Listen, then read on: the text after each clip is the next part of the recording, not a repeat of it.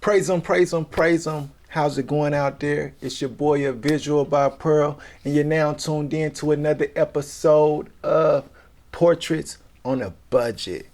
Last episode, we was talking about lighting your portraits with one light and getting some dramatic, quality looking portraits.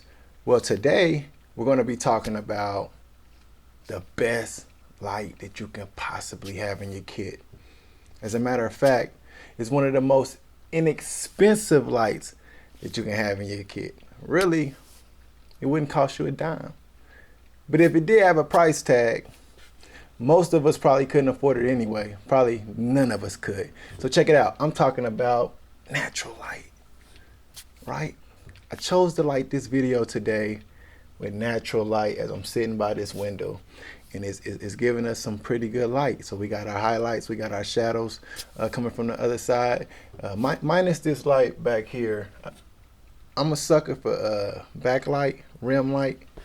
So I have it on. But this is what it looks like if I was to cut it off, you know. But I like backlight. You know what I'm saying? It separates me from the background. But that's another it's another subject for another video for a different day.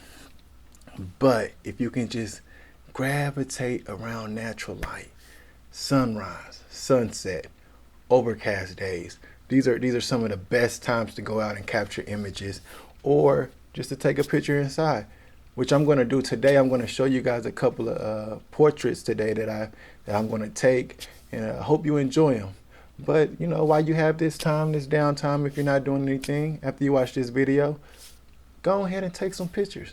Get by a window. You don't have to have lights. All you need is a camera.